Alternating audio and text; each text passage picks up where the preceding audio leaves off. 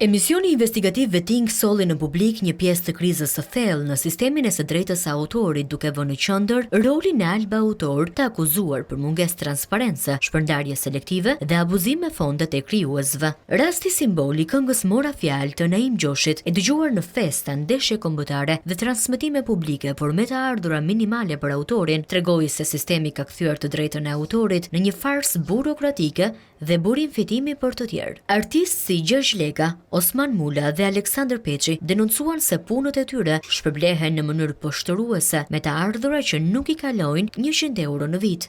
Nuk do jem thjesht unë që do mbrej këtë problem, por më së fundi arrita të bëj bashk disa ikona të muzikës shqiptare dhe persona që i ka prekur direkt ky mos funksionim i ndarjes së drejtës së autorit në Shqipëri. Kënga ime që u këndu në stadium Mora fjalë, që bëri shumë jehon, atëherë e morën vesh dhe njerëzit shumë ardashit që këngën e kishë shkujtur me tekstë muzikë.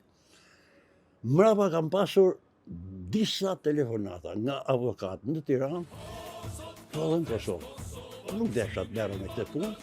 Ai që konstatoi X-pari është e drejta e autorit në Shqipëri, është në një gjendje mjerane. Ndodh ajo që s'ka ndodhur në asnjë vend të botës.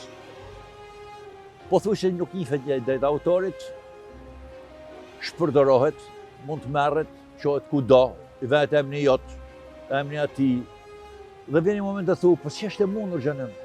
Ato të ardhura financiare të mbledhura nga ashtu quhet drejta autorit, nuk e di si përfundojnë.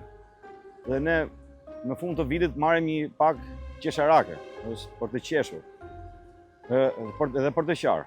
Juristë dhe ekspertë theksuan se kjo situatë shkel ligjin që detyron organizatat kolektive të publikojnë metodologjinë e shpërndarjes dhe raportet financiare të audituara. Lidhur me pakënaqësitë që kanë autorët apo dhe të tjerë që janë krijues apo në këtë fushë, lidhet me faktin e mungesës së transparencës apo të informacionit të marrë nga agjencitë në të cilët ta përfshihen. Auditimet e Ministrisë së Kulturës për vitet 2022-2023 evidentuan shpenzime administrative mbi kufirin ligjor, bilance pa auditim të jashtëm, vonesa në pagesa dhe mungesë depozitimi të fondeve në fondin ligjor. Kontrolli i lartë i shtetit konfirmoi mangësi serioze për ndarjen reale të të ardhurave.